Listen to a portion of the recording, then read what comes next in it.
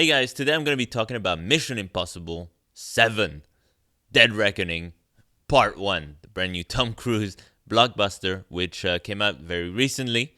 Unfortunately for Tom Cruise, it got completely outplayed at the box office by Barbie and Oppenheimer, the latter taking all the big IMAX screens, which made Tom Cruise very mad a few months ago.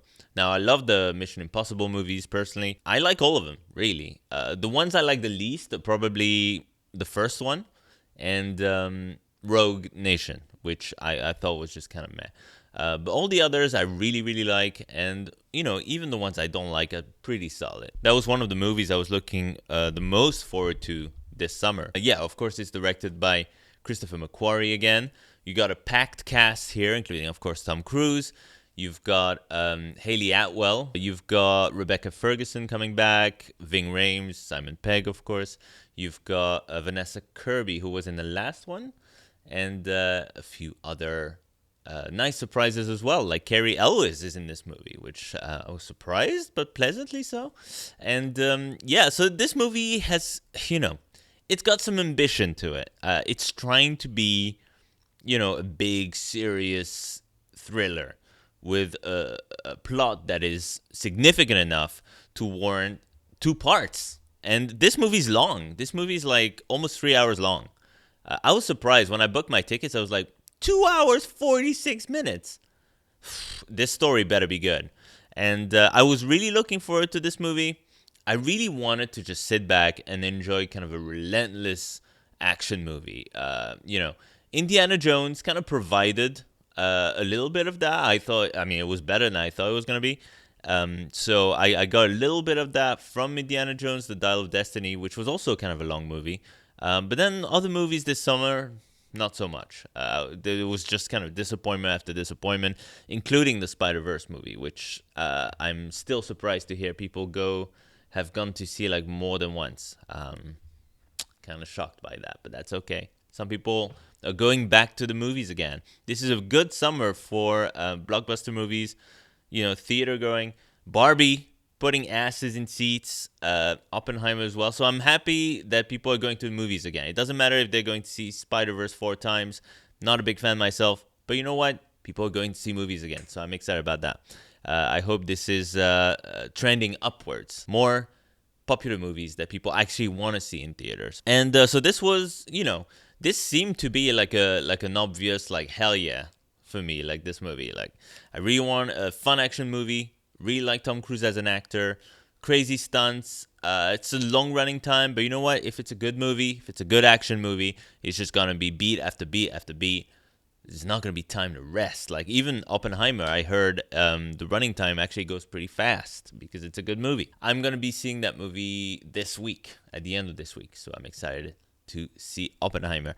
Now, this movie starts off and the plot involves a submarine. The film opens and it's all about the submarine, which has this fancy technology that allows it to basically be invisible. It can go anywhere completely undetected.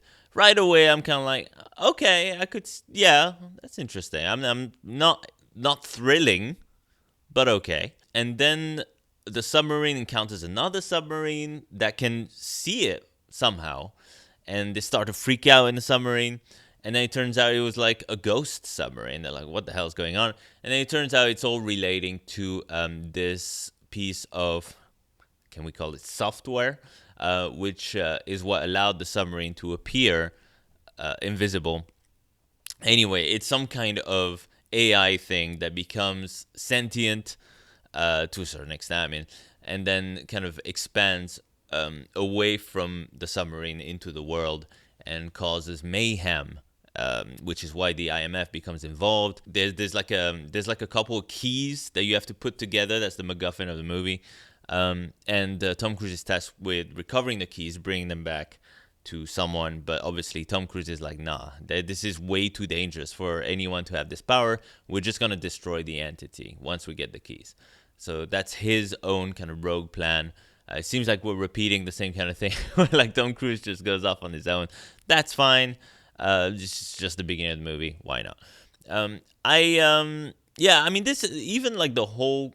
I like the idea of something that is just at the bottom of the sea, just completely lost for years, in a submarine, having an effect on the world nowadays. It's just some kind of virus that is just kind of affecting us, even though it's like no one knows where it is really. That's kind of cool. I like the core concept of this movie is pretty good. The movie takes a while to get going though. It's not like instantly exciting. This whole idea there, like it really takes a while to get going, especially because you got all these like really long talking scenes right away, where Carrie Elwes and a whole bunch of other old dudes are just chit chatting in this room, this kind of boardroom thing, and it's just like, can we? It's this movie's really long. Let's get to it. But the movie kind of promises, a lot of intensity with these scenes. It's just like, yeah, you've got all these actors like speaking really intensely about the keys and the IMF, everything. So you're kind of really expecting it to deliver on the action. And the first action scene, I think, is the one in the desert where Tom Cruise is trying to get to, well, Ethan Hunt, not Tom Cruise himself. That would be ridiculous. He's trying to get to Rebecca Ferguson's character, who's somewhere in the desert. I think she's got one of the keys, one of the halves of the keys. So he's trying to go there and warn her and help her out, whatever. And that's a good scene. That's actually a really good scene. Reminded me a little bit of the scene in John Wick Chapter 4 in the desert as well. Solid. Like, really, that's the first kind of solid action scene. I enjoyed it. Nothing too crazy. Like, it kind of feels like you're playing Counter-Strike a little bit. But you know what? Why not? It's well done. And then the film slows down again. Like, it keeps slowing down. I'm gonna be honest with you guys. This movie, the pacing of it is off. There's a problem with the pacing of this movie. It's a very long movie, like I said, but it's not really relentless. There's some big action scenes in there that are relentless, but it's very kind of start and stop. When the film stops, it stops dead in its tracks. And I'm gonna be super honest. I got kind of bored with this one. Okay, it's really, really rare that I get bored at a Mission Impossible movie. I think the last one was actually Rogue Nation, which I think also suffered from similar issues. Although Rogue Nation was shorter, from what I remember. Yeah, it suffers from similar issues to that. Fallout was amazing, though. Fallout was much tighter, and honestly, Fallout was much better than this movie in every way. Every single way. Fallout, for me, is, if not the best Mission Impossible movie, is right up there with Mission Impossible 3. So, yeah, this movie did not need to be as long as it is. There's just no reason for it to be as long as it is. I can definitely see where they could have trimmed the fat. There's like 20 conversations in the first half of the movie where they're really trying hard to make us understand that the keys and the freaking submarine and the entity, as they call it, the AI thing, those things are really important, guys. Guys, just so you know, all those things we mentioned, really important. Really, really important. We get it. We get it instantly. From the moment where that submarine sinks, at the very beginning, we get it. Okay, wow, those keys are important. The submarine's important. The entity's important. We get it. But no, like, the film has to keep reminding you over and over and over and over and over until you can't take it anymore. Halfway through the movie, I was like, wow, this is going to be the whole movie, huh? I was genuinely disappointed at that point. Because I feel like they're really trying to justify this two-part story. And I'm just like, why did you even bother with this two-part story? Why couldn't you have fit everything into one movie? It would have been a kick-ass, 2.5 hour long movie. But no, we have to. This is not even really a new thing. Like, this is ever since they started doing this with like Twilight, Part 1, Part 2, Hunger Games, Part 1, Part 2. Harry Potter probably started it, I would say, where it's just like you end up with like two movies that feel like half movies. Like, they're just not like, they could have totally been one movie. I feel like every single time you end up feeling like, yeah, this could have been one movie, easily. And yeah, that makes this movie kind of hard to get into. Not just because the very beginning is quite slow. is just very slow throughout. There's something sluggish about this movie that I really didn't like. Look, there's a lot I enjoyed about this movie. I'll go into the positives now. I think the cast is strong. Everyone from Tom Cruise, Hayley Atwell makes a good addition to the team, I guess. Everyone's pretty good. No big complaints there. The only one I didn't like is, I forget the name of the actor, the guy who plays the villain, Gabriel. He sucked. Nothing against the actor or anything. His performance is okay. Yeah, just really lame villain. I don't know why they went with that guy. Like, the whole backstory is unclear. Like, I don't really know why we're meant to care about this guy. Why he's so freaking, oh my god, what a big villain for Ethan Hunt to take on. And Ethan Hunt is just like, I gotta take on Gabriel. Oh my god, this is a big deal. Is it? Like, I really didn't care about that guy. I didn't find him threatening in any way. I didn't really buy that he was, the one doing all this.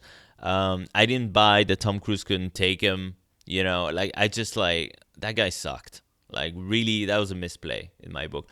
Whereas in Fallout, you got freaking Henry Cavill, like, shaking his fist before he's, starting to fight with his angry mustache.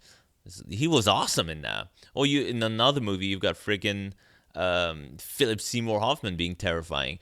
Or even in Rogue Nation, you've got that dude with the weird voice. Okay, not my favorite of the Mission Impossible movies, but that dude was creepy as hell. Yeah, weak villain. Even the entity itself is just like, at this point, how many, like, it feels like they were trying to be like really kind of modern with it. But how many times at this point have we seen like an AI or some kind of, piece of software be the main villain in the movie? I feel like a thriller like this, countless times, right? Countless times. The big scenes in this movie are, you've got the airport scene, which is where Ethan Hunt meets Hayley Atwell's character, she's kind of a pickpocket. She's like a thief. I'm still, after 2.5 hours, I'm still not 100% sure what her motivations are for sticking with this, constant theft of the keys and stuff. I don't know why Ethan Hunt is a master magician himself. Like, he does these like weird tricks throughout the movie. I'm like, what are you doing, bro? So that's like a big scene. Simon Pegg has kind of there's like a canister with like a riddle in it and a bomb supposedly, and Simon Pegg's trying to figure out the riddle there with Ving Rhames' character. Yeah, there's a lot going on in that scene. It's not bad. It kind of ends with a question mark. Like, you've got, I think it's taking place in Abu Dhabi, and you've got like Tom Cruise running on top of the airport, and then it just cuts to something else. I'm like, oh, I thought he was running on top of the airport to jump on a plane or something, do something cool. No, it just cuts to the next scene. I'm like, oh, all right. And there's a lot of scenes like that, unfortunately, in this movie, where like there's a lot of build up to certain sequences, big sequences, that just kind of end like, the really, really big scene in this movie is the Orient Express. I don't know why we had to go back to the freaking Orient Express in this movie. I don't know why the climax of this movie is set on the train. See, I don't know. To me, that seems a little weak compared to some of the crazy stuff we've seen before in these movies. But okay, it just kind of came out of nowhere. The Orient Express. There's some cool settings in this movie. Don't get me wrong, but that's like the end of the movie. Like, the whole third act is all Orient Express. In the middle, you've got a big car chase in Italy with Hayley Atwell. You've got Klementieff, who plays what's her name? Mantis in Guardians of the Galaxy. She's great in this movie. Really cool looking character, and frankly, should have been very clearly the villain of this movie. She should have been the main villain. I don't know why the hell they went with Gabriel as the main villain, apart from the entity, of course. No, she should have 1,000% been the main villain of this movie. Whenever she's on screen, whenever she's taking on Ethan Hunt, it's exciting. She's got kind of a cool look to her. Really good performance, honestly. As Mantis, I'm not a huge fan of that performance, but she's great in this. And yeah, she's a real threat as well because she's like quick and agile. Gabriel's just like a man. So I think that was a mistake, making her kind of like a henchman, I guess, of Gabriel. But yeah, I mean, she's great. And during the car chase, she's driving this like big freaking, it's almost like a tank through the streets of Rome, I believe. So yeah, it makes for a really good chase sequence. It goes on a little long. It doesn't do anything too different, is my problem with that chase sequence. It's really well done. You've got some cool stuff in there. The cars crashing into each other and everything. Just falling downstairs. It's a really well choreographed scene. I feel like I've seen the exact same sequence in either Fallout. I think there was a scene like that in Fallout, maybe in Paris, and Rogue Nation as well. I feel like I've seen that exact sequence like several times before in the Mission Impossible franchise. So it really lacks a certain style to it. I think it's just the look of it. Like, it just needed to feel a little bit more unique. They tried to make it a bit more unique. Like, they're driving like a little car at one point. They're handcuffed together, Tom Cruise and Hayley Atwell, and you've got like a whole bunch of different people going after them. It's just a little bit. It's a little bit much, and it's a little bit not enough at the same time. You know what I mean? So again, like, that was the big sequence at the middle of the movie, and I was a little bit underwhelmed by it. But I was also kind of entertained, so I was like, okay, fine. Let's see what the third act has to offer. And the third act, definitely delivers the right scale that you want. I mean, in terms of how big the sequence feels. But how big the sequence actually is, it's literally just a train. Okay? But so it's not that epic. But you do have the whole motorbike, jumping off a cliff scene that Tom Cruise was very proud of. And then he's like talking as he's falling, and like his cheeks are like, so it's funny as hell. No, it's cool. There's some good moments in that scene. The best part of the Orient Express sequence would have to be when it, spoilers, by the way, big spoilers. Okay, go see the movie, come back, watch this review. Yeah, big spoilers. When it crashes finally at the end, and then each part of the Orient Express is like falling, and then Tom Cruise, Hayley Atwell, just trying to climb up as fast as they can, as each carriage is just like crumbling down. Easily the best scene of that sequence and of the movie, in my opinion. Just really well done. Exciting. It's crazy. You've got a little bit of the vibe of the end of the first film in there. No, I like that sequence a lot. I think that was really well done. The whole Orient Express part is not that great, though. Like, there's really like the whole exchange of the keys, the bit with Vanessa Kirby, Hayley Atwell kind of masquerading as Vanessa Kirby's character with the masks and everything. I'm glad they brought back the masks, but again, there's a lot of familiarity with a lot of what this movie does. Like, oh no, the masks don't work. What are we gonna do? It's just like, why don't they work? I feel like the entity is doing a lot of stuff behind the scenes. It's very inconsistent because we're not really addressing everything that's happening, but at the same time, we're talking a lot about what's happening.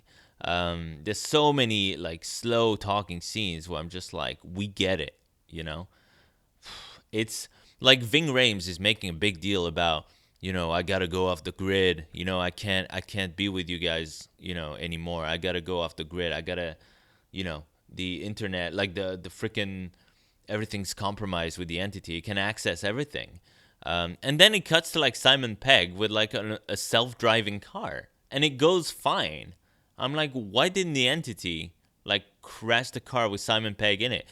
Kills two birds with one stone. We don't have Simon Pegg cracking bad jokes, and it makes sense for the plot. Unless the entity wanted Simon Pegg to go there, but then it's like, we need to know why then.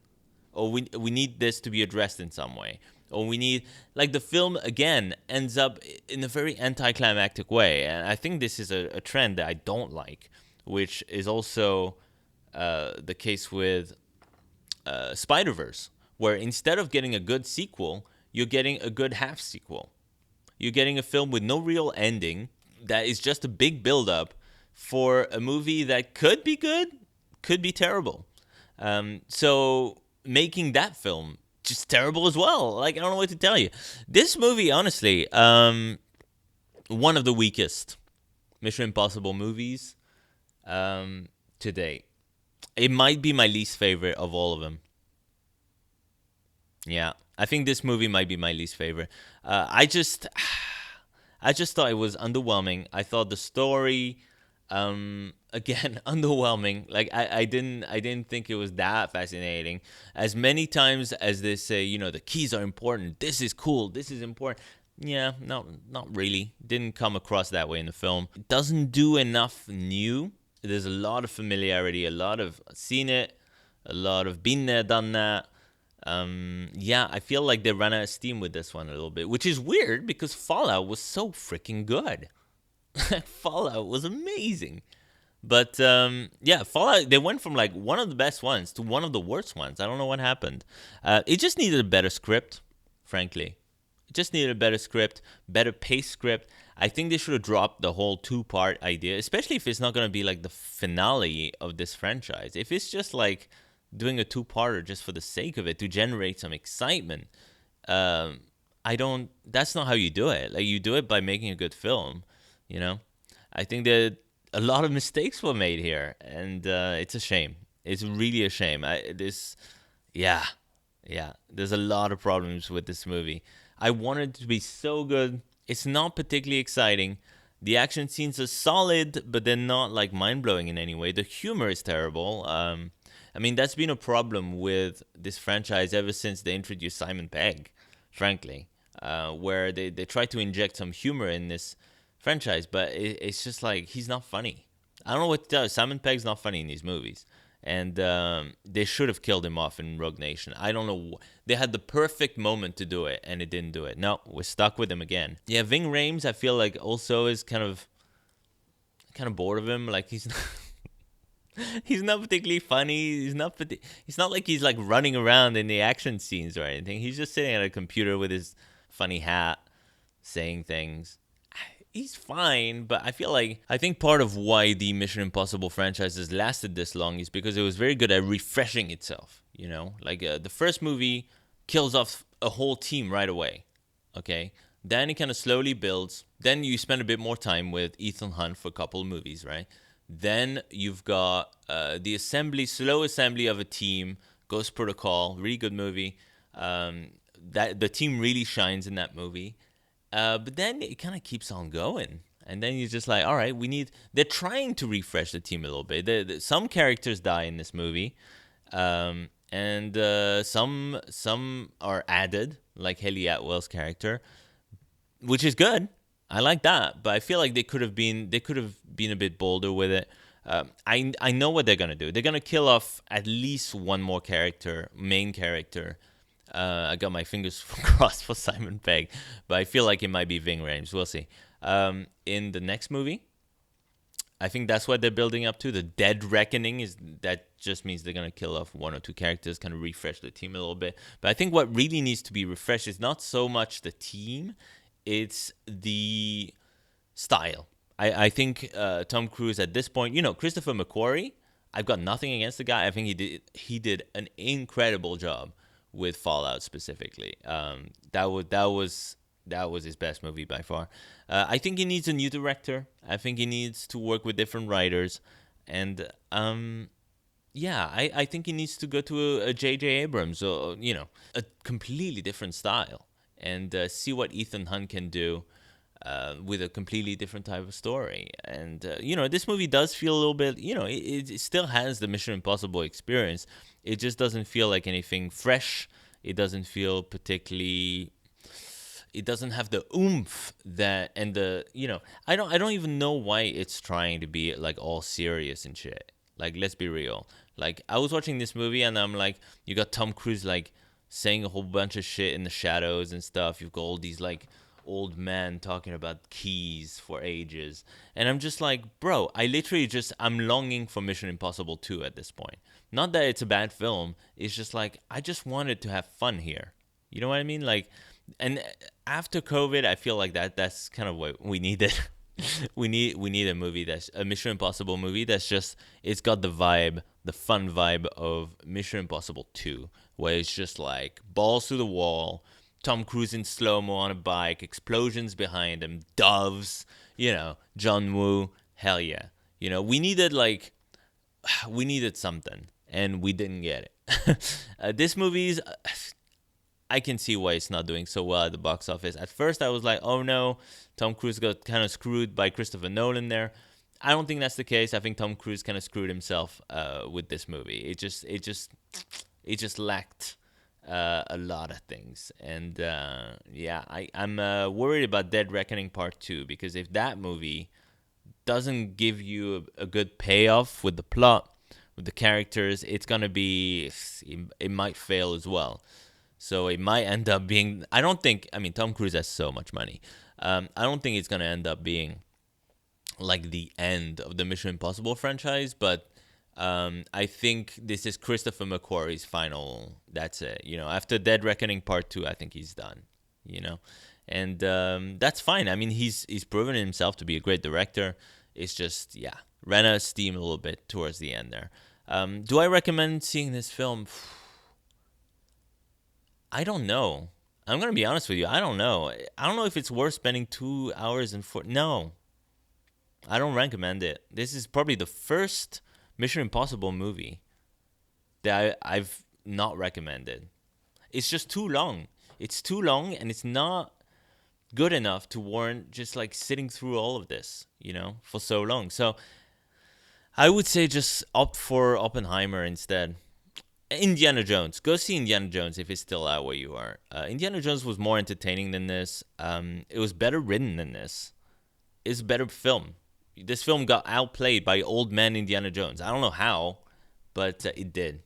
So yeah, I'm not gonna say go see Barbie because I don't know if it's any good. I haven't seen it. I don't know if it. From the trailers, I'm kind of like, I'm halfway between this looks terrible and this looks great. So I really have no idea. So I can't.